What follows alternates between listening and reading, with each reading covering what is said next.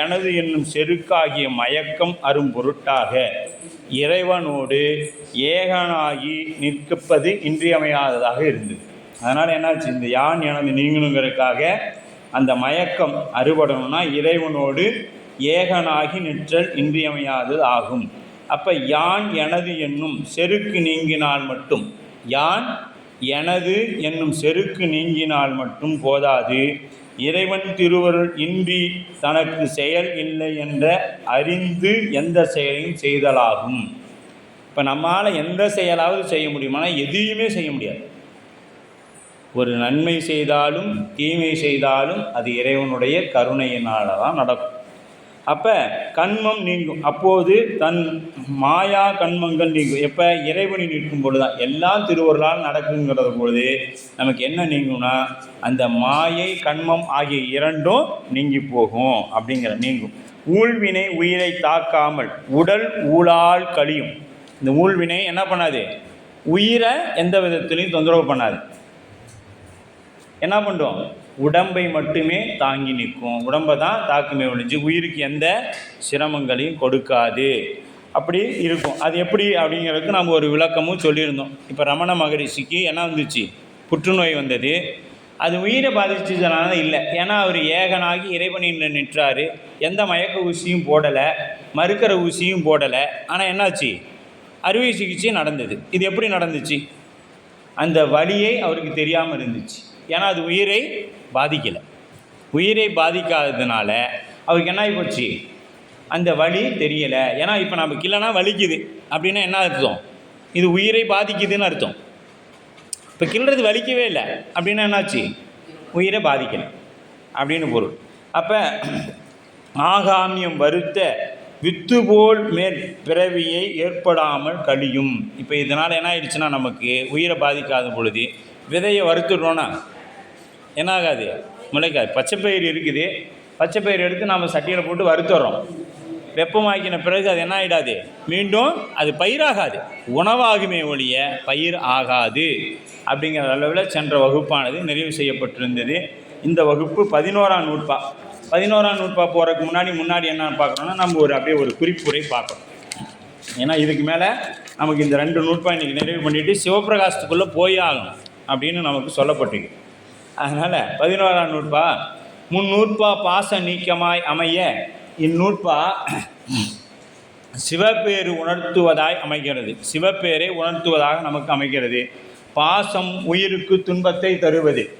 பாசம் நமக்கு என்னத்தை பண்ணும், துன்பத்தை தரும். பாசம்னா என்னங்க சொல்லுங்கள்.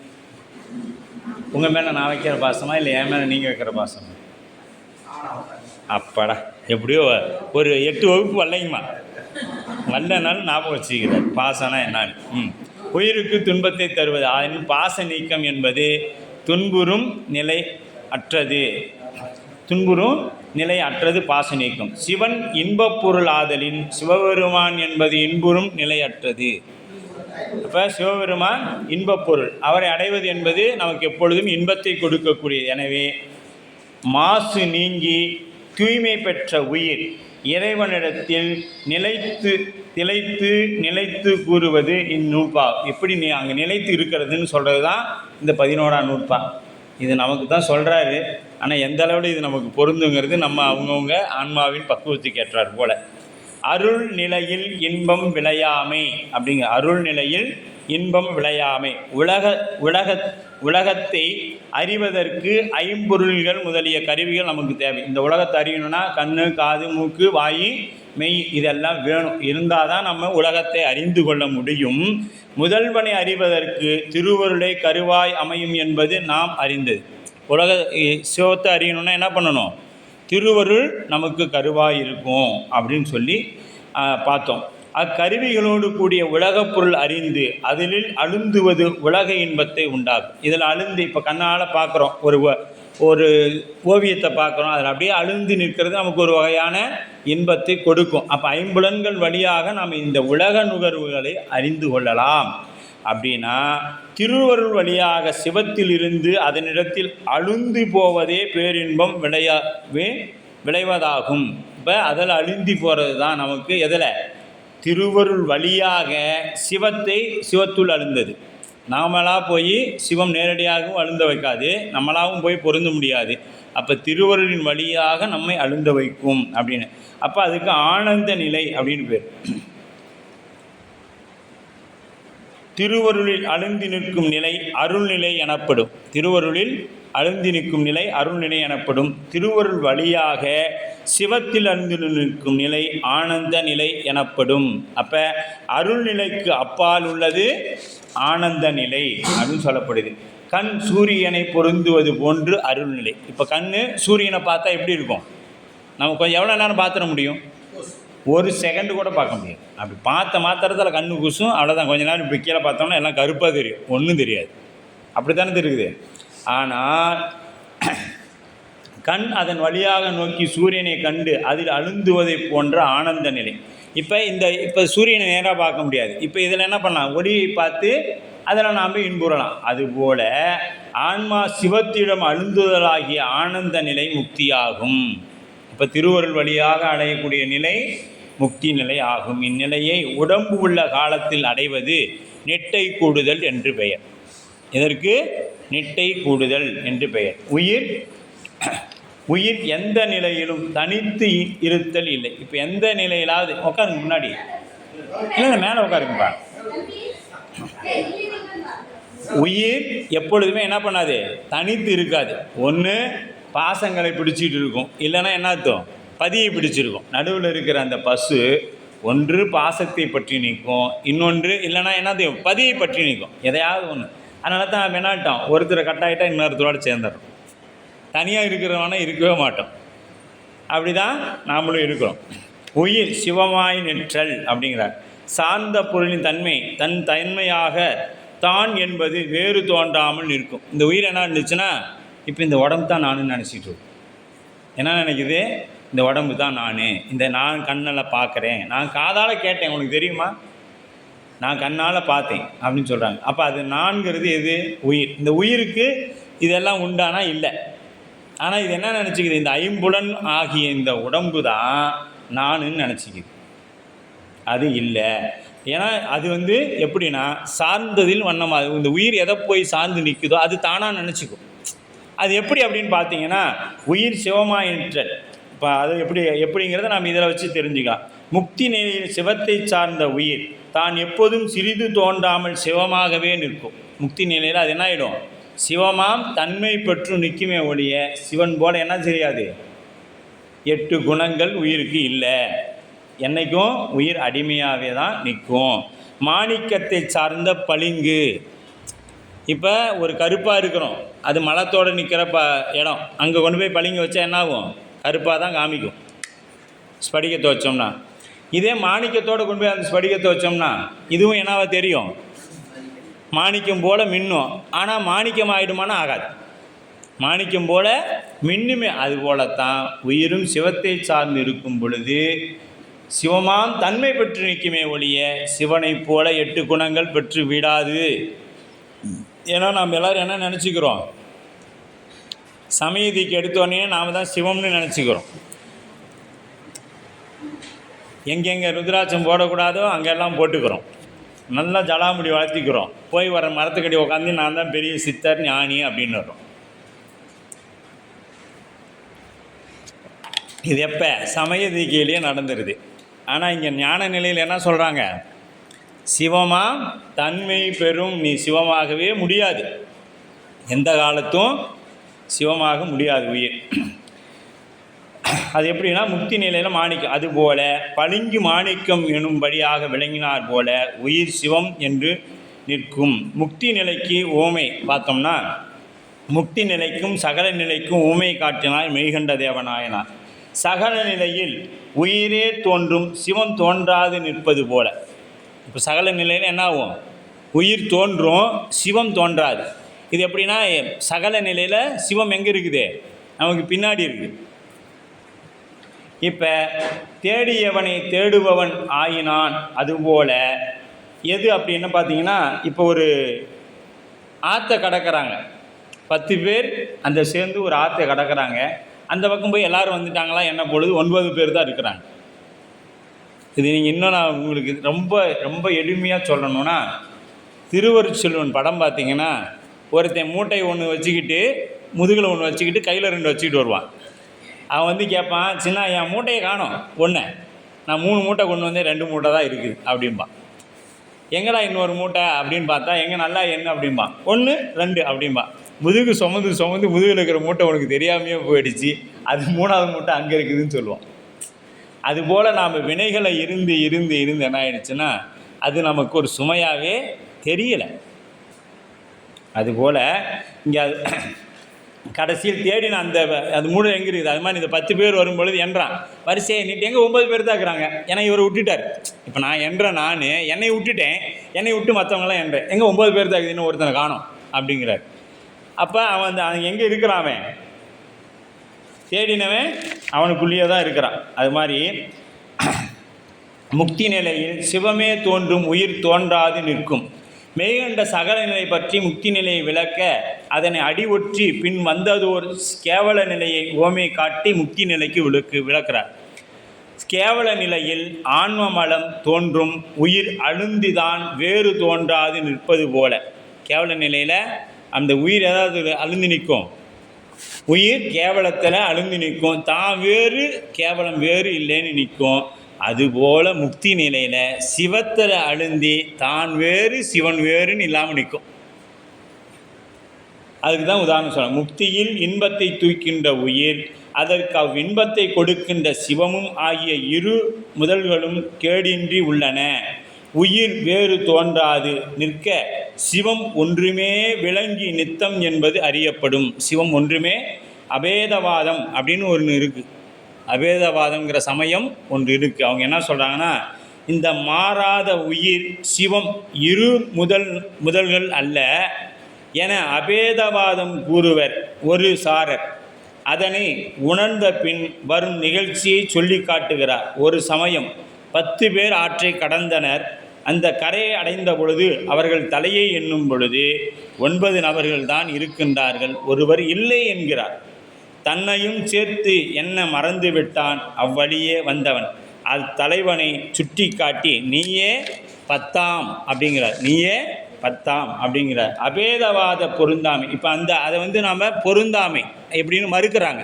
மெய்கண்டார் இங்கேயே அதை மறுத்துட்டு போகிறார். எப்படி மறுக்கிறார்னா, உயிர் சிவம் ஒன்று என்னும் இக்கொள்கையை சைவ சித்தாந்தம் ஏற்பதில்லை. உயிரும் சிவமும் ஒன்றுன்னு சொல்கிறத யார் ஏற்றுக்க மாட்டாங்க, சைவ சித்தாந்தம் ஏற்றுக்கொள்ளாது.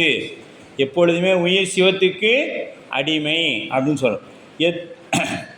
எத்துணையும் அறியா சிவம், சிவத்துக்கு எந்த துணையும் தேவையில்லை, அது தனித்து நின்று செயல்படக்கூடியது. ஆனால் உயிர் என்னாச்சு, ஏதேனும் ஒரு துணையை நாடி நின்று தான் செய்யும். இப்போ நமக்கு ஆசிரியர் கற்றுக் கொடுத்தால் தான் கற்றுக்க முடியும், ஆசிரியர் இல்லைன்னா நம்மளால் கற்றுக்க முடியாது. ஆனால் சிவம் இயல்பாகவே பாசங்களிலிருந்து நீங்கியவன், அவனுக்கு யாரும் பாச நீக்கம் செய்யலை. அப்போ அவனுக்கு ஒரு பாச நீக்கம் செய்கிறாங்கன்னா அப்போ அவனுக்கு மேலாக ஒருத்தவங்க இருக்கிறாங்கன்னு தானே அர்த்தம். இப்போ நாம் செய்ய முடியாததை இன்னொருத்தர் துணை கொண்டு செய்கிறோம். அதுபோல் சிவமும் இன்னொருத்தர் துணை கொண்டு செஞ்சால் இவரை விட அவர் வல்லமையானவர்னு பொருளாயிடும். அதனால் அவருக்கு இயல்பாகவே பாசங்களிலிருந்து நீங்கியவர். நாம் யாராவது ஒருத்தர் நம்மை நீக்கினால் நமக்கு நீங்கும். குழந்தைய அம்மா குளிப்பாட்டு விட்டால் தான் அது அழுக்கு போய்க்கும், அதுவாக போய்க்குமானா இல்லை. இப்போயும் நாம் எல்லோரும் குளிக்கிறோம், முதுகில் நாமளே அழுக்கு தேய்ச்சி குளிச்சிட முடியுமானா முடியாது, யாராவது ஒருத்தர் அதுக்கு துணைக்கு தேவை. அதுபோல் எத்துணை பொருளால் ஒன்றாகுமோ உயிர் பாசப்பட்டு பிணைப்புண்டு நிற்பது, சிவம் அப்பிணைப்பினின்று தனியாக நிற்பது. இவை இரண்டும் ஒன்று என்பது எவ்வாறு பொருந்தும்? அது பாசம் எதையாவது ஒன்று பிடித்து நிற்கும், சிவம் எதையும் பற்றி நிற்காது. இது பொருந்துமானா பொருந்தாது. முதல்வன் ஆண்டானும் உயிர்கள் அவனுக்கு ஆட்பட்டு ஒழுக்குவதற்குரிய அடிமை என்றும் நிற்கும். உயிர் என்னைக்கும் அடிமை. இதை தான் சிவஞான மாவாடியத்தில் சிவஞான முனிவர் சொல்ல வரும் பொழுது அப்படியே அவருக்கு சிந்தனை எங்கே வந்துச்சான், நாவுக்கரசு பெருந்தகைகிட்ட வந்ததான். அடிமைனா அவர் மாதிரி தாங்க இருக்கணும் அப்படின்னு அது அப்படியே சொல்லுவார். பின்னாடி அது வரும் நமக்கு. உயர்வு தாழ்வுடைய வேறு வேறு முதல்களே என்பதை திருமுறை ஆசிரியர்கள் எங்கனம் எடுத்து கூறினர் அப்படின்னு பார்த்தீங்கன்னா, திருவாரூர் எம் ஈசர் தான் என என்று கொள்ளும் கொலோ அப்படின்னு திருவேதிக்குடியில் திருஞான சம்பந்தர் சொல்கிறாரு. எத்தனையும் அரிய நீ எளியானாய் எனையாண்டு கொண்டிறங்கு ஏற்றுக்கொண்டாய் என்பது அப்பருடைய வாக்கு.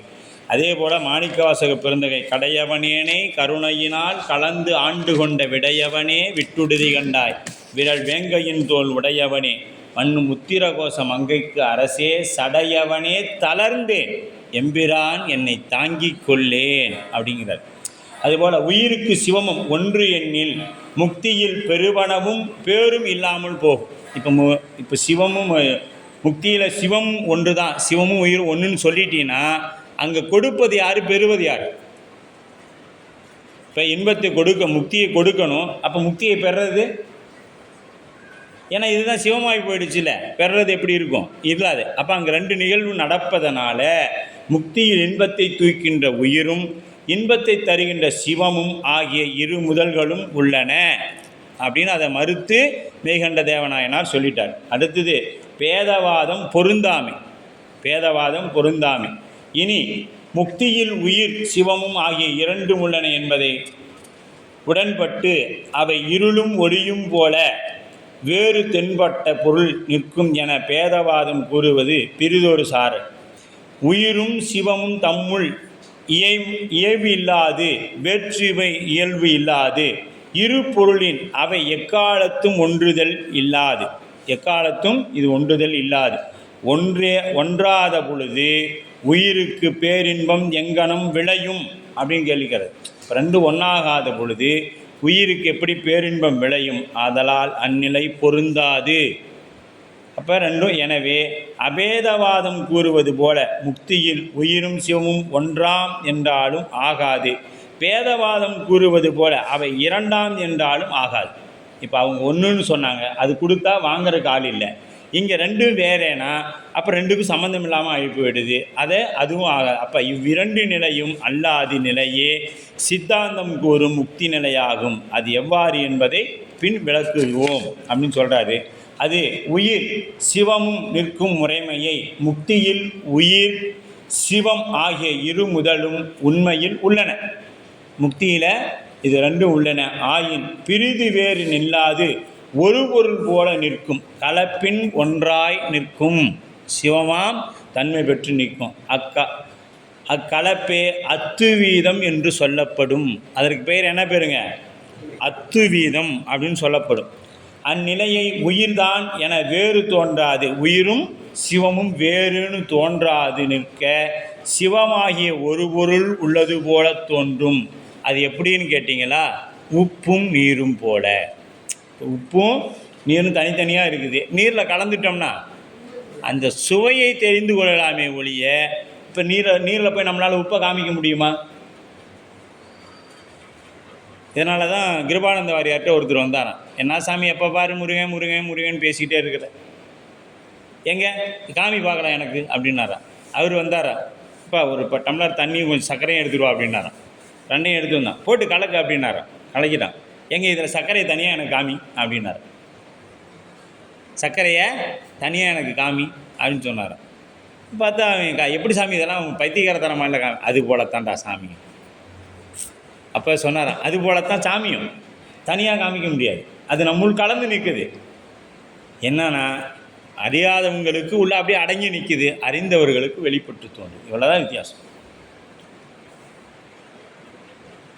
இப்படி அது இன்னொன்று சொல்லணும்னா, இப்போ நம்ம ஒரு வழியில் நமக்கு தீப்பந்தம் பின்னாடி பிடிச்சிட்டு வராங்க, அது தெரியல, ஏதோ ஒளி இருக்குது போகிறோன்னு நினைக்கிறோம். நமக்கு முன்னாடி பிடிச்சிட்டு போனால் நமக்கு தெரியும், நமக்கு முன்னாடி ஒருவர் தீப்பந்தம் பிடிச்சிட்டு போகிறார் அப்படின்னு. அதுபோல் அப்போ உப்பும் நீரும் தம்முள் கலந்து ஒன்றாகக்கூடிய இரு பொருள்கள், அவை போல உயிரும் சிவமும். அதுபோல் உயிரும் சிவமும். இதில் சிவம் எது, தண்ணி எது, உப்புன்னு கேட்டிங்களா? நாம் உப்பு, தண்ணி சிவம் அப்படின்னு வச்சுக்கணும். நீரை சேர்ந்த உப்பு தான் கெடாது, தனது கடினத்தன்மை மட்டும் நீங்கி. இப்போ அது கெடலை. எது? உப்போட தன்மை கெடலை, இல்லை உப்போட அந்த குணம் கெடலை. என்ன ஆயிடுச்சு? தன்மை மட்டும் கெடுது. அந்த கடினத்தன்மை நீங்கி அந்நீரோடு ஒன்றாகிறது. அதுபோல் உயிர் தன் கெடாது, தன்னை பற்றிய ஆணவமலை மட்டும் கெட அதனால் வியாபக அறிவை பெற்று சிவத்தோடு ஒன்றாய் நிற்கும். சிவத்தோட ஒன்றாய் நிற்கும். நீரில் கலந்த உப்பு கண்ணுக்கு புலப்படாது நீராகவே நிற்கும். அதுபோல உயிரும் சிவனிடத்தில் வெளியே புலப்படாது சிவமாம் தன்மை பெற்று நிற்கும் அப்படின்னு சொல்கிறார். அப்போ இறை இன்பம் கடலில் குளிப்போர் கை வீசி பார்க்கிறார்கள், நெடுங்க நீந்துகிறார்கள், மூழ்கி எழுகிறார்கள், எல்லாம் செய்தாலும் கடலை அவர்களால் அளக்க முடியாது. இப்போ இதுக்கு இன்னொன்று சொல்கிறார். இறை இன்பம் எப்படிப்பட்டதுன்னா அதை நாம் எவ்வளோ வேணாலும் சாப்பிட்டுக்கலாம் இறை இன்பத்தை. அதுதான் சொல்கிறாரு. கடலில் போகலாம், குளிக்கலாம், நீந்தலாம், எவ்வளோ தூரம் நீந்தலாம், எவ்வளோ தூரம் வேணாலும் நீந்திட்டு போகலாம். சரி, நீந்திட்டு அளந்துட முடியுமானா முடியாது. அது சேக்கிலார் தான் பெரிய புராணத்தில் சொல்வார். இந்த அடியார் புராணத்தை சொல்ல வரனா எப்படின்னா, பெரிய கடல், அந்த கடலை ஒரு அடி அந்த ஸ்கேலால் நான் அளந்து சொல்லிடுவேன் அப்படின்னு சொல்கிற மாதிரி இருக்குதான். இப்போ நம்ம விளையாட்டாக பார்த்தோன்னா இங்கேருந்து சூரியனை ஒரு விரலில் மறைக்கலாம். சூரியன் நம்மால் ஒரு விரலில் மறைக்க முடியுமா? முடியாது. ஏன்னா வெளியில் நின்று தூரத்தில் இருக்க சூரியனை என்ன பண்ணலாம், இந்த ஒரு விரலை நம்ம கண் அந்த கருவிழிக்கு நேராக வச்சுக்கிட்டோம்னா சூரியன் மறைஞ்சிடும். ஆனால் சூரியன் மறைஞ்சிட்டாரான்னா இல்லை. நாம் இந்த ஒரு வெளியில் மறைச்சிட முடியுமானா அப்போ இந்த விரலோட சின்னதானா? இல்லை, அதை விட பெருசு. நமக்கு அப்படி தோன்றுகிறது. இறைவன் இயல்பு வரையறைப்படாமல் நிற்பது, அறியும் தோறும் மேலும் புதிய புதியதாய் ஒளியாய் தோன்று நிற்பது. இப்போ புதுசாக வரும். இப்போ ஏஐ வந்துருச்சா? ஏஐயில் எதை கேட்டிங்களான்னு என்ன பண்ணுறது, அது ரெடி பண்ணி கொடுத்துருது. அந்த ஆப்புக்குள்ளே போயிட்டு நீங்கள் எதை கேட்டாலும் நான் கைலாயத்தில் இருப்பது போல படம் அனுப்புங்கன்னா அது நீங்கள் உங்கள் ஃபோட்டோ ஒன்று கொடுத்தீங்கன்னா நீங்கள் கைலாய மலையில் இருக்கிற மாதிரி தந்துடுது. அதுக்கும் புதுமையானவர் தான் சிவம். அதற்கும் புதுமையானவர் தான் சிவம். ரொம்ப பழசு, அப்படியே ரொம்ப பழங்காலத்து திருமணிங்க 4-5000 வருஷம் இருக்கும். அதை விட பழமையானவர் எங்கள் சிவம் அப்படின்னு சொல்லுவார் மாணிக்கவாசகர். அதுபோல் புதிதாய் வெளிப்படும் நிற்பதும். புதுசாக நீ என்ன வெளிப்பட்டாலும் அதற்கு நிற்பதுன்னா அதுக்கு முன்னாடி போய் சாமி நிற்பார். அதை விட இன்னும் புதுசாக இருப்பார். இன்னும் ஒரு 50 வருஷம் கழித்து புதுமை அப்படின்னா இனிமேல் புதுமைனா வரத்துக்கு வாய்ப்பு இல்லை. அப்படியே போயிட்டு என்ன ஆகிடும், சர்க்கிள் மறுபடியும் அப்படியே பழமைக்கு தான் வரும். அது இன்னும் 2 மாதம் கழிச்சு வர அதிகப்படியான வெயிலெலாம் வரும்னு சொல்கிறாங்க. இனிமேட்டு வீட்டுக்கு நாம் யாரும் சொல்ல தேவையில்லை. அவங்கவுங்களாம் வீட்டுக்கிட்ட 2 மரத்தை நட்டு தண்ணி ஊற்ற ஆரம்பிச்சிடுவாங்க. எப்படியாச்சு நாம் இயற்கையாக வாழ்வோம் அப்படிங்கிற நிலைக்கு தள்ளப்படுவோம். இனிமேட்டு இயற்கையை கொண்டு போய் நம்மளைய தள்ளும். அந்த பக்கம் போனியாக தான் நீ பிழைப்ப அப்படின்னுட்டு. இவ்வாறு பொங்கி பெருகும் இவ்வின்ப நிலையை புலப்படுதல் அருமை என்பது புலப்படுதல் அருமை என்று தோன்றும். பேரா ஒளியாய் பிரிவில்லா மறவா நிலையா அளவிலா மாலா இன்ப மாக்கடலே அப்படின்னு பிரார்த்தனை பற்றியில் மாணிக்கவாசக பெருந்தகை சொல்லுவார். அப்போ அடைமொழிகளை வைத்து கூறுகிறார். எது 7 அடைமொழிகள். உயிர் சிவத்தில் அழுந்தி அதன் இயல்பை உணர்ந்தோறும் சிவபோகம் வரம்பின்றி புதிதாய் விளைந்து உயிருக்கு இன்பம் செய்யும் என்பது இனிது விளங்குகிறது. எப்படி புதுசாக வந்தாலும் அதிலையும் சாமி புதுசாக நின்று நம்மளை ஆட்கொள்வார். அப்படி இன்பத்தின் காரணம் அன்பு. இன்பத்திற்கு காரணம் அன்பு. உயிரறிவு ஒரு பொருளின் குணத்தில் செறிதலே அழுந்துதல் இன்பம் என கண்டோம். அன்பை பற்றி விவரிக்க கணவன் மனைவி அது அப்படி நம்மளே பொருத்தி பார்த்துக்கணும். அது நம்ம சபையில் சொல்ல வேண்டியது. ஒரு கணவன் மனைவி எப்படி இன்பங்களோடு இருப்பாங்களோ அது போல் அப்படின்ட்டு.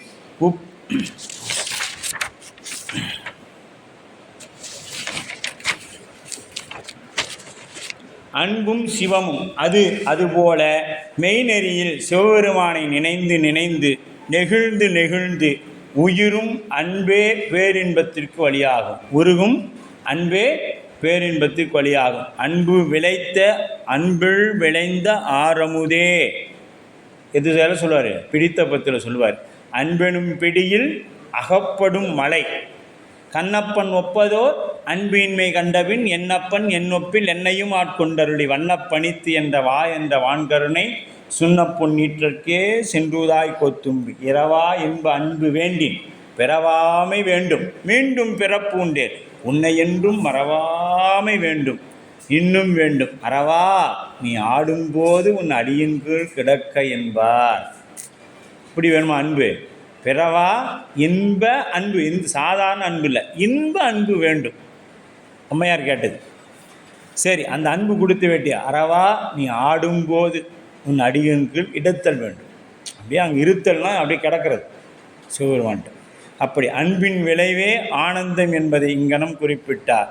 ஆர்வம் உடையவர் காண்பாரார் தன்னை அப்படின்னு திருமந்திரமும் சொல்லுது. ஆர்வம் உடையவருக்கு அது கிடைக்கும் அப்படின்ட்டாங்க. இறைவனிடத்தில் வைக்கும் ஆறாத அன்பே உயிர் அவனிடத்தில் அழுந்தச் செய்யும். இந்த அன்பு தான் என்ன ஆகும்? உயிரை அவனிடத்தில் அழுந்தச் செய்யும். விளைவதே இன்புறு நிலையாகும். இதற்கு இன்புறு நிலை. பேரின்பம் பெருகுதல். கேவல நிலையில் ஒரு சிறிய அறியமாட்டாது அறியாமையில் அழுந்தி கிடந்த நமக்கு உடம்பு முதலியவற்றை கொடுத்து அறியும்படி செய்தான் அவன் அல்லவா உயிர்களாகிய நம்மை பல்வேறு உடல்களாகி பார்வையில் புகுத்தி வினையாகிய கயிற்றினால் உலகமாகிய அறங்களிலிடையே கலல செய்பவனும் அவனே ஆவான். இந்த பிறவி என்கின்ற இந்த கடல் என்ன பண்ணுறாரு? நம்ம கைத்துல கட்டி பாசம் என்னும் கயிறு கட்டி போட்டுட்டார். அவன்தான் செய்கின்ற தன்மை உலகப் பொருள் மீது நாட்டம். இது செஞ்சதுனால நமக்கு என்ன ஆகி போச்சு? பாசங்களினால் நமக்கு உலகப் பொருள் மீது நாட்டம் ஏற்பட்டது. உலகப் பொருள் மீது நாட்டம் ஏற்பட்டதுனால என்ன ஆயிடுச்சு? சிவபெருமானை மறந்தோம். நம்மளை அனுப்பின வேலைக்காரனை மறந்துட்டோம். இது இன்னொரு எங்கேயோ ஒரு இதில் புராணத்தில் தான் பார்த்தேன். அதில் நாரதர் சாமி அவன் உன்னை காலையில் ஒரு முறை நாராயணான்னு சொல்கிறான், சாயங்காலம் ஒரு முறை நாராயணான்னு சொல்கிறான், மீதி நேரம்லாம்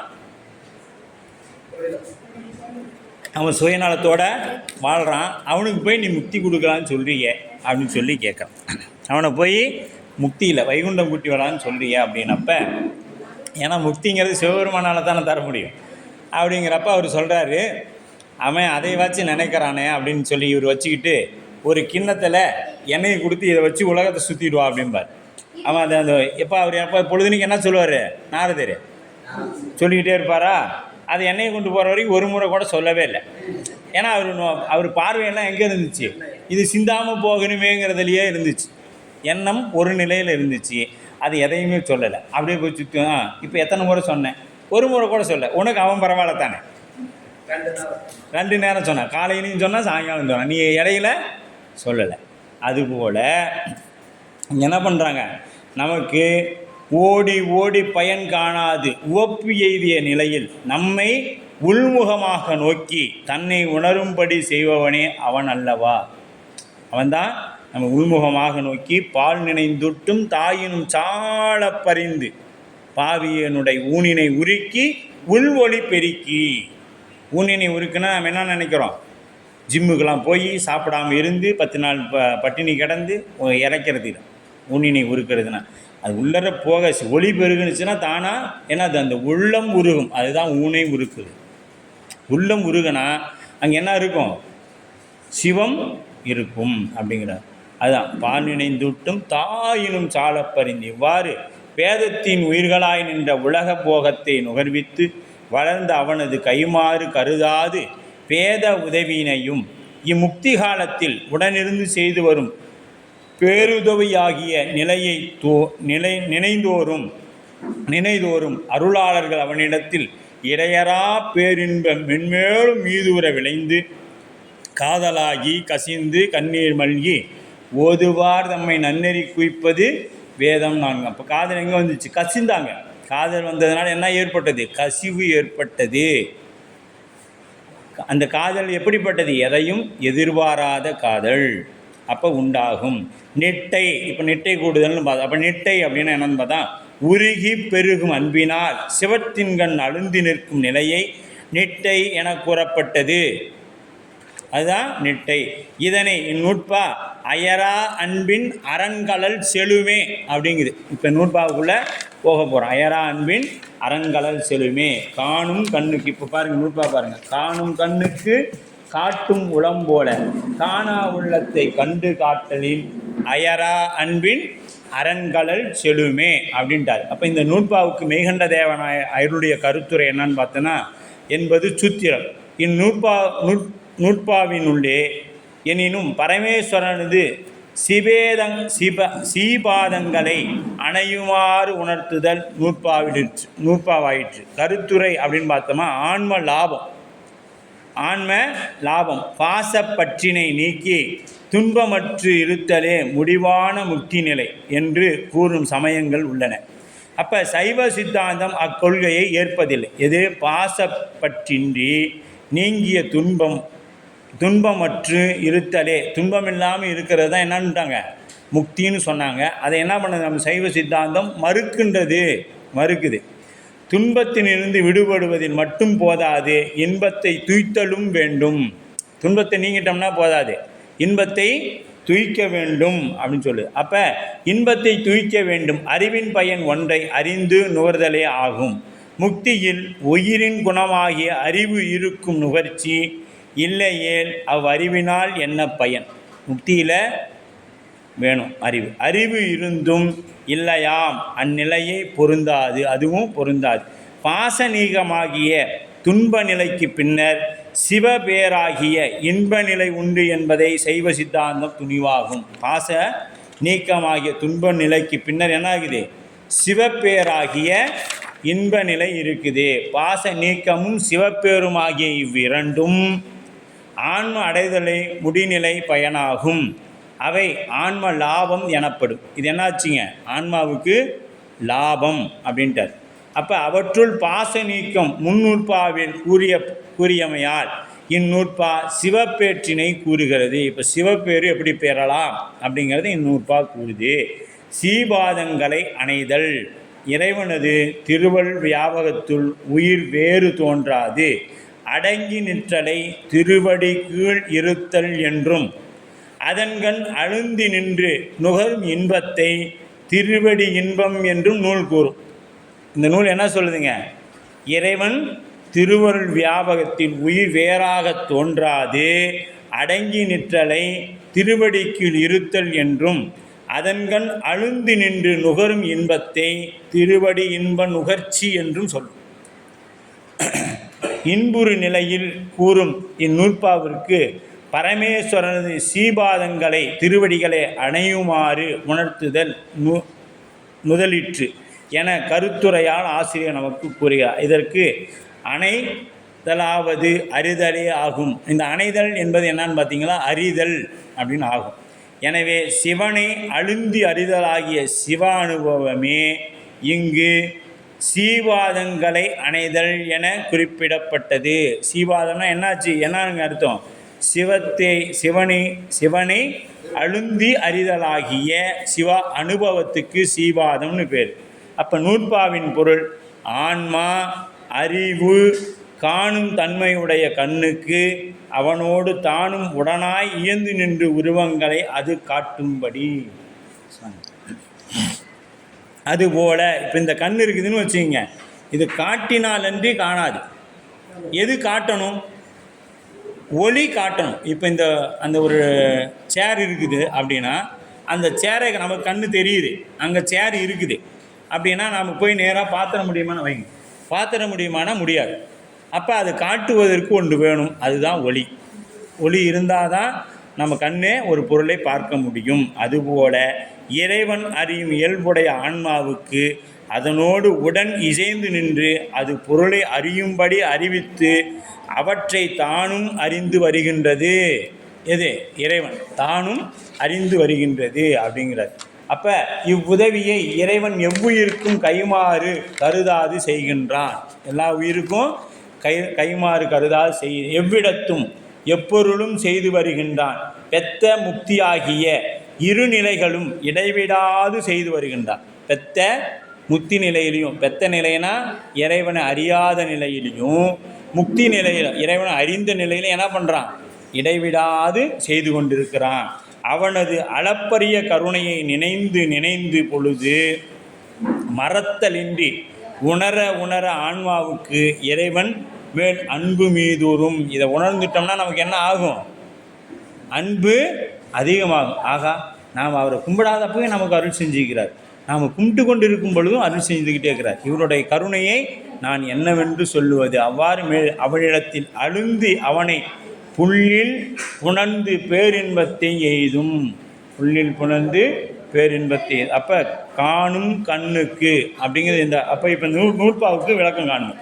காணும் கண்ணுக்கு உருவத்தை தானே காண மாட்டாது. ஆன்மா உடனிருந்து காட்டிய போதுதான் கண் காண வல்லதாகும். இப்போ தானாக காணுமானா காணாது. அப்போ என்ன பண்ணும்? உயிர் அப்போ தானாக காணும் அப்படின்னா இந்த உடம்புலேருந்து உயிர் போன பின்னாடி என்ன பண்ணும்? கண்ணு ஒரு பொருளை பார்க்கணும். பார்க்குதானா? பார்க்காது. தூங்கக்குள்ள நம்ம கண்ணு தெரியுதா? இல்லை. ஏன்? அப்போ உயிர் கண்ணுக்கு அதை காட்டலை. சில பேர் ஆனால் தூங்கும் பொழுது லைட் எரிஞ்சால் ஆஃப் பண்ணால் தான் எனக்கு தூக்கம் வருமா? லைட் எரிஞ்சுக்கிட்டு இருக்கும் பொழுது ஆஃப் பண்ணால் தான் எனக்கு தூக்கம் வரும் அப்படின்னு சொல்லுவாங்க. அப்போ அங்கே கண்ணு தெரிவதில்லை. உயிர் போன பிறகும் கண்ணு நமக்கு தெரிய போகிறது. அப்போ காட்டுவதற்கு என்ன தேவை? உயிர் தேவை. காட்டி காணும் உளம் போல. அப்போ உருவத்தை காட்டிய ஆன்மா அவ்வுருவத்தை கண் சென்று காணும் பொழுது தானும் உடன் சென்று காண்பது போல. இப்போ கண்ணு, இப்போ உயிர் இல்லை, கண் முடிச்சிருக்குது, அந்த உருவம் முன்னாடி இருக்குது. அப்போ தெரியுது தானே கண்ணுக்கு? அது தெரியுமானா? கண்ணுக்கு தெரியுமானா? தெரியாது. அப்போ அங்கே உணரக்கூடியது எது? உயிர். காணும் கண்ணுக்கு காட்டும் உளம்போல. உளம்போல உள்ளம் அப்படின்னா உயிர். இந்த இடத்துல ஆனால் தான் ஊனினை உருக்கி உள்ளொளி பெருக்கி அப்படின்னு அந்த இடத்துல அது உள்ளம் அப்படிங்கிறாங்க. உள்ளத்தை இறைவன் அறிவிக்கவே அந்த ஒன்றையும் அறிவதாகிய ஆன்மாவுக்கு காணா பொருள்களை அகுது அறியும்படி காட்டி காண்டலின் இறைவன் முன்னர் அதற்கு அறிவித்ததோடு அது பொருள்களை அறியுமிடத்து தானும் உடனின்று அறிந்து வருதல் அப்படின்ட்டார். அறிந்து வருதல் உயிர். அப்போ அயரா அன்பில் இறைவன் இவ்வாறு எக்காலத்தும் ஒளிவின்றி செய்து வரும் பேருதவியை ஆன்மா முக்தி காலத்தில் சிறிதும் மறவாமல் அறிந்து நிற்கும். அவ்வறிவினால் இறைவன் மீது எல்லையற்ற அன்பு ஏற்படும். அரண்கலல் செலுமே ஆன்மா சிவானந்த அனுபவத்தை பெறும். அதற்குத்தான் அரண்கலல். ஆனந்தத்தை பெறுவதற்கு பேர் அரண்கலல். இப்போ சிறப்புரையாக பார்த்தோம் அப்படின்னு பார்த்தீங்கன்னா, உள்ளம் என்பதற்கு ஆன்மா என்று பொருள். உள்ளம் என்பதற்கு ஆன்மா என்று பொருள். நூற்பாவில் காட்டும் உளம் போல என்று உள்ளது போல அப்படி உள்ளது. அதனை காட்டி காணும் உளம் போல அப்படின்னா என அமைத்து கொள்ள வேண்டும். காட்டி காணும் உளம் போல. காட்டினா இந்த உயிர் காட்டி அது என்ன பண்ணுது? காணுது. அதுபோல் அப்படின்னு கொண்டு கூட்டிக்கணும். கொண்டு கூட்டுதல் அப்படின்னு பேர். காட்டும் காணும் உளம் போல என அமைத்து கொள்ள வேண்டும். அவ்வாறு கண்டு காட்டலின் காட்டி காண்டலின் என மாற்றி அமைக்கணும். கண்டு காட்டல் அப்படின்னு காட்டி காண்டுதல். அயராமை அப்படின்னா மறவாமை. அயரா அன்பில் அப்படின்னா மறவாது அவன் கலல். அயரா அன்பு அயராமையினால் உண்டாகிய அன்பு. இதற்கு காரண காரியம் என்று பெயர். இதற்கு காரண காரியம். காரணம் என்னன்னு பார்த்தீங்கன்னா, அயராமை காரணம், உண்டாகிய அன்பு காரியம். இந்த அயராமையினால் ஏற்பட்டது என்னது? அன்பு.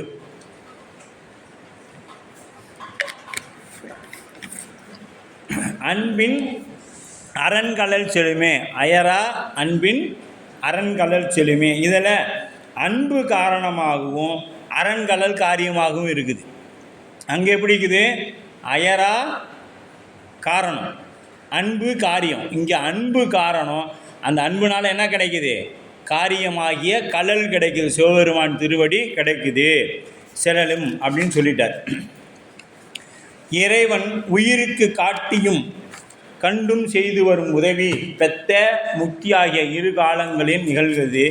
அதை நம்ம அப்பர் சுவாமி தேவாரத்தை வச்சு பார்க்கணும். பெத்த நிலையில் அவன் காட்டுவது உலகை, முக்தி நிலையில் அவன் காட்டுவது தன்னை.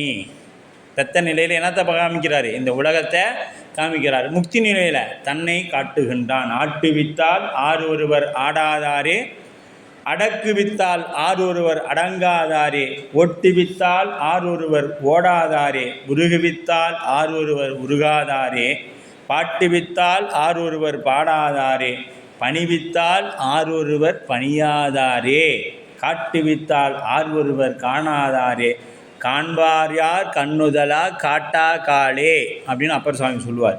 அப்போ இதுக்கு விளக்கம் பார்த்தோம்னா, முதல்வன் உயிர்களோடு என்றும் பிரிப்பின்றி இயைந்து நிற்கின்றான். அதற்கு அத்துவீதமாய் நிற்றல் என்று பெயர்.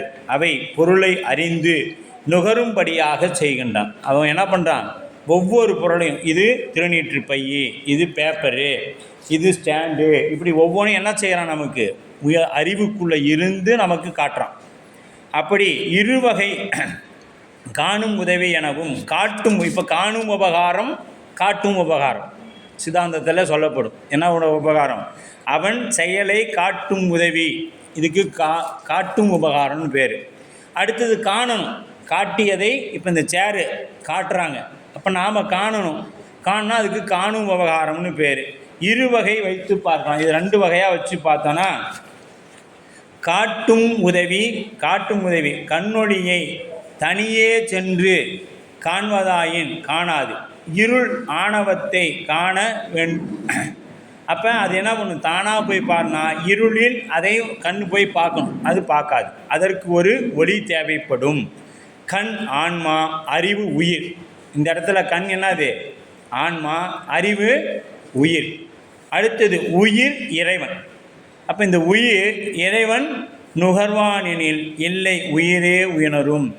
இப்போ கண்ணு போய் பார்த்துச்சு, உயிர் அனுபவிச்சிச்சு. அப்போ உயிர் எப்படி கண்ணு போய் பார்க்கறதுக்கு உயிர் துணையாக நிற்குதோ, அதுபோல் உயிரை இயக்குவதற்கு இறைவன் துணையாக நிற்கிறான்.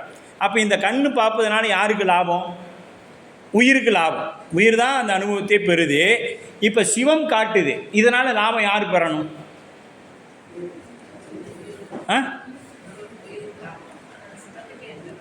சிவம் பெறணும். இந்த ரூல் பிரகாரம் பார்த்தோம்னா, இப்போ கண்ணை உயிர் காட்டுது, அனுபவிப்பது சிவம், உயிரை இயக்குது சிவம். இப்போ இதில் யார் அனுபவிக்கணும்னா சிவம் அனுபவிக்கணும். ஆனால் சிவம் அனுபவிக்காது, அது உயிருக்கே கொடுத்துருது. நீயே இதையும் அனுபவிச்சுக்கோ அப்படின்னு சொல்லி என்ன பண்ணிடுறாரு, இன்பமும் எதுமா சொல்லுங்க, அனுபவிக்கணும். சிவம் அனுபவிக்காது, சிவம் அனுபவிக்காதுமா, அனுபவிக்காது. ஆமாம், சிவம் எந்த காலத்தும் அனுபவிக்காது. எப்படி கண்ணு போய் உன்னை பாருன்னு காமிக்குது உயிர், அது உயிரோட வேலை, சரிங்களா? ஆனால் உயிரை இயக்குவது இறைவனுடைய வேலை. அதனால் வர பயனை இறைவன் அனுபவிப்பானா, அனுபவிக்க மாட்டான். அது எப்படின்னு தான் பார்க்க போகிறோம். இந்த இதற்கு காட்டும் உதவி என்று பெயர். உயிர் இறைவன் அறிய மாட்டான் அப்படின்னு. அப்போ காணும் உதவி, விளக்கொளியில் கண்ணொளி விளங்கிய பொருளை காணும் தகுதியை பெறுவதாயினும் கண்ணொளி தான் மட்டும் சென்று பொருளை பற்ற மாட்டாது. இருட்டறையில் நுழைகின்றோம், அங்கே போனோடனே ஒரு பொருள் தெரியுதானா, தெரியாது. அப்போ நமக்கு அந்த இடத்துல என்ன வேணும், ஒரு லைட்டோ கைவிளக்கோ தேவைப்படும். தேவைப்பட்டால் தான் அது பார்க்க முடியும். அப்போ விளக்கொளி கண்ணொளியோடு உடன் சென்று, விளக்கொளி கண்ணொளியோட உடன் சென்று ஒரு பொருளை பொருந்துவதும்படி காணும் தகுதியை பெற்று கண்ணொளி பொருளை காணாதே நிற்கும். இப்போ அந்த எப்படி இருக்கும், கண்ணொளி அந்த பொருளை காணாது நிற்கும். அதுபோல இறைவன் ஆன்மாவின் அறிவின் நிலையை உண்டாக்குவதாகிய, அப்போ அந்த கண் எப்படி காணுதோ அதுபோல் காட்டும் உதவி மட்டும் செய்தால் போதாது. அந்த விளக்கொலியை காமிச்சு அது உயிர் காண்ற மாதிரி இருந்தால் போதாது. அதுக்கு என்ன பண்ணணுமா, அறிவை சென்று பொருளை அறிந்து இறைவன் தானும் உடனின்று அப்பொருளை அறிதல் வேண்டும். அப்பொருளை என்ன பண்ணணும், இந்த உயிர் கூட போய் அந்த பொருளை தானும் அறிய வேண்டும். அவ்வாறு ஆன்ம அறிவு பொருளை அறியும்படி இறைவன் அதனோடு உடன் நின்று அவற்றை அறிதலே காணும் உபகாரம் என்று பெயர். முதல் பகுதியில் இறைவன் ஆன்மாவுடன் அத்துவீதமாய் இயந்து நின்று காட்டும் உதவி மட்டுமின்றி காணும் உதவியும் செய்து வருகின்றான் என்பதை கூறினார். அப்புறம்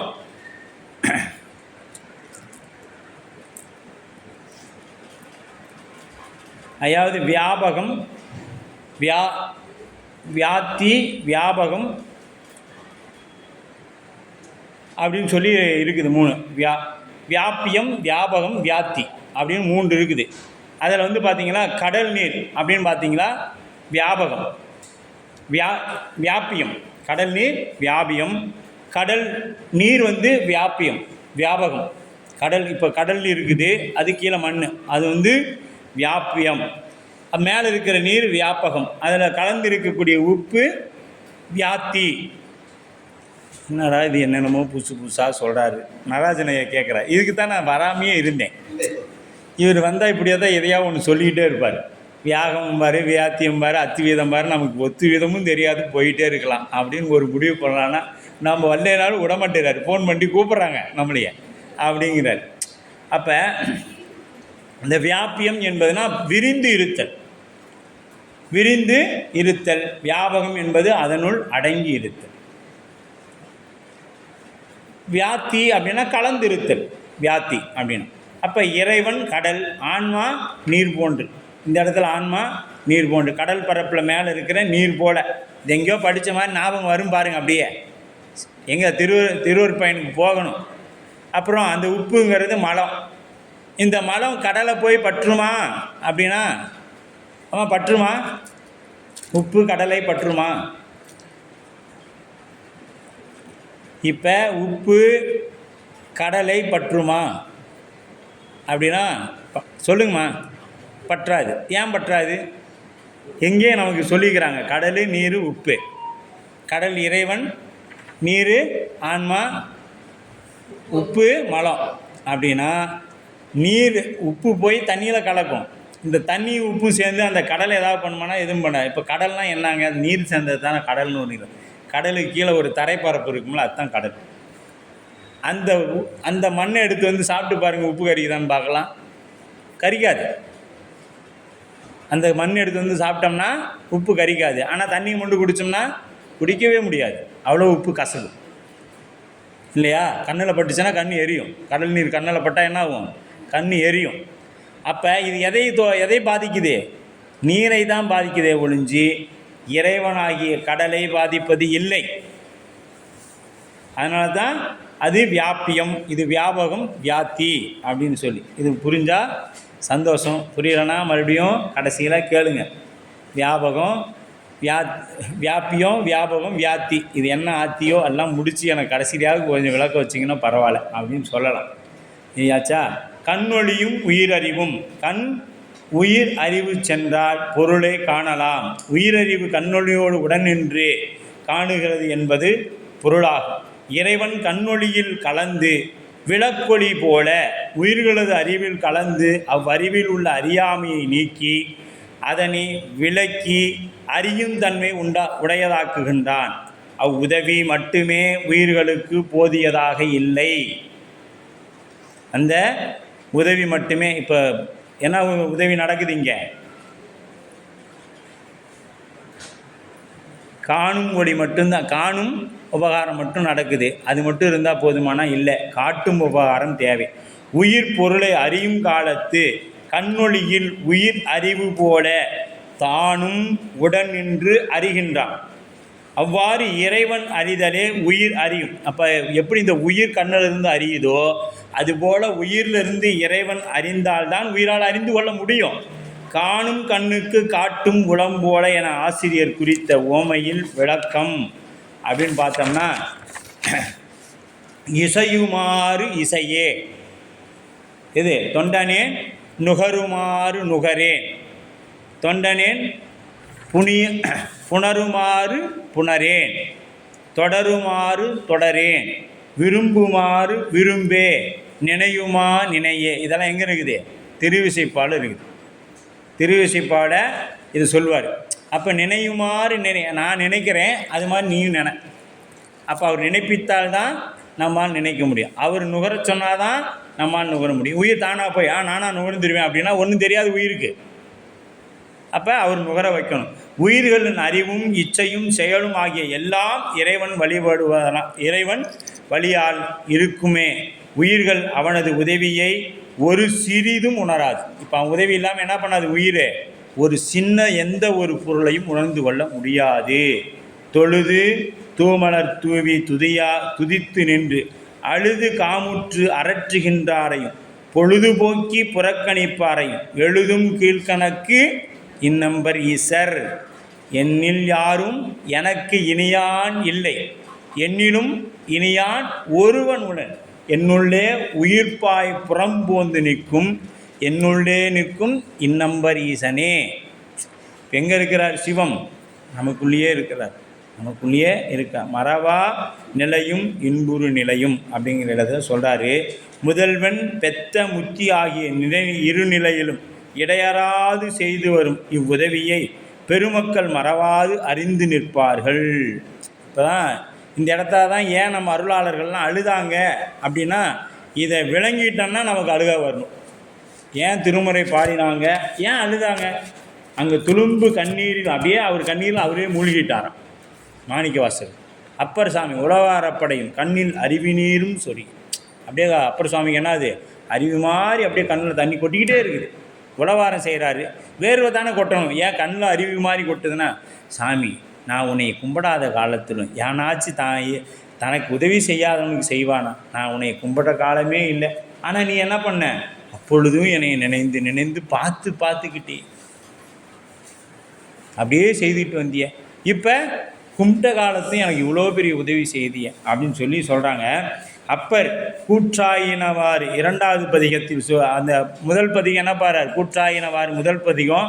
ரெண்டாவது பதிகம் யாமார்க்கும் குடியல்லோம் யமனை அஞ்சோம் அப்படின்பார். அப்போ முதல் கூற்றாயினவாறு பாடும்பொழுது அதில் சொல்லிடுவார் எல்லாமே. ராவணனுக்கு அருள் செஞ்ச மாதிரி எனக்கு எல்லா பதிகத்திலையும் 10வது பாடலில் என்ன சொல்லுவார், ராவணனுக்கு அருள் செய்தார் போல எனக்கு அருள் செய்தீங்க அப்படின்னு சொல்லிக்கிட்டே வருவார். அந்த அடிமை திறத்தை அவ்வன்பினால் பிரிதொரு பொருளில் செல்லாது அவனிடத்திலே அழுந்தி நிற்றல். நம்ம அன்பு எப்படிப்பட்டது, வேறொரு இடத்துக்கு போகாமல் இன்றைக்கி ஒருத்தர் மேலே அன்பு, நாளைக்கு ஒருத்தர் மேலே அன்பு இல்லை. சிவன் திருவடியை பிடிச்சா பிறவா இன்ப அன்பு வேண்டின் அப்படின்னு அம்மையார் பிடிச்ச மாதிரி பிடிக்கணும். அப்படி இவ்வாறு ஆன்மாவின் அறிவு இச்சை செயல் அவனுடையது.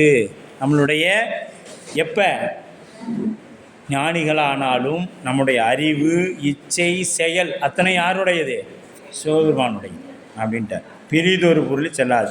அப்போ அந்த அவர் என்னென்னா, அப்பர் சுவாமி ஏன் அந்த இடத்துல அது குறிப்பிடுறார் அப்படின்னு பார்த்தீங்கன்னா, அவர் முதல்ல சமணத்தில் இருந்தார், அப்புறம் சைவத்துக்கு வந்துட்டார். வந்த பிறகு என்ன பண்ணிட்டார், சைவ கொள்கைகளை பரப்ப முற்படுறார். அதை பொறுத்து கொள்ளாத சமணர்கள் அரசன் கூப்பிட்றான் வா அப்படின்னு சொல்லி கூப்பிட்றாங்க. அப்படி கூப்பிடும் பொழுது இவர் என்ன சொல்கிறாரு, எனக்கு அரசன் உள்ளே இருக்கிறான், அதிக வீரட்டேஸ்வரர் தான் எனக்கு அரசன், நான் அங்கே வர முடியாதுன்னு சொல்கிறாரு. அப்போ காவலாளிகள் சொல்கிறாங்க, நீங்கள் வரலன்னா எங்கள் உயிர் போயிடும் அப்படின்னு. அப்போ தான் சொல்கிறாரு, யாமார்க்கும் குடியல்லோ யமனே அஞ்சு. யமனே வந்தாலும் எனக்கு கவலை இல்லை, எனக்கு அங்கே சாமி இருக்கிறார் அப்படிங்கிற எந்த துணிவு வந்துச்சு, இறைவனை பற்றிய துணிவு வந்ததுனால யாமார்க்கும் குடியல்லோ யாது மஞ்சோ அப்படின்னு சொல்லிட்டு கிளம்பிட்டார். ஏன்னா நம்மளால் ஒருத்தன் பாதிக்கப்படக்கூடாது அப்படின்னு மற்றவர்களுக்காக இறங்கி சென்றார். அதே பெருமானவரை கூட்டி அழைத்து வந்தார். அப்படி மறவா நிலையில் சுவாமி வச்சுருந்தாங்க. இந்நிலையில் அயரா அன்பின் அரண்கலல் செலுமே. அப்போனா அயரா அப்படின்னா மறவாது, நற்றவா உன்னை நான் மறைக்கணும் சொல்லுன்னா நமச்சிவாயவே. நான் மறந்துடலாம் சாமி, ஏன்னா இந்த நாக்கு என்ன ஆகிடும், சொல்லி பழகிட்டோம்னா. இப்போ ஒன்றும் இல்லை, நம்ம சைவத்தில் இருக்கிறோம், நாம் நடந்து போகிறோம், ஒரு கல் இடிச்சிருது, என்ன சொல்கிறோம், சிவா பெருமானே அப்படின்னு சொல்கிறோம். இதே சைவத்தில் இல்லாம மாட்டோம், ஐயோ அம்மா இந்த கல் வேறு எனக்கு இடிச்சிடுச்சு அப்படின்னு சொல்லிவிட்டு கல் மேலே ஒரு படியை போட்டு போயிடுவோம். நாம் கல்லில் போய் இடிச்சிட்டோன்னாலும் சிவா இடிச்சிட்டுமே பார்க்காது வந்துட்டோம் போல அப்படின்னு நினச்சிக்கிட்டு அப்படியே போயிடுவோம். அப்போ அது அந்த இடத்துல என்ன சொல்லுவோம், நமக்கு ஏதோ பெருசாக வர வேண்டியது சாமி சின்னதாக தட்டி விட்டுட்டார் அப்படின்னு நினச்சிக்குவோம். அயரா அன்பு என்பதற்கு இறைவனது உதவியை மறவாமல் தோன்றுகின்ற அன்பு, பிறவா இன்ப அன்பு அப்படின்ட்டாங்க. சிவமாகிய ஒரு பொருளையே பற்றாக பற்றி அதன்கண் அழுந்தி நிற்றலை குறிக்கும். அதற்கே அயரா அன்பு. தேநீர் இடைவேளைக்கு பிறகு திருச்சிட்டோம்.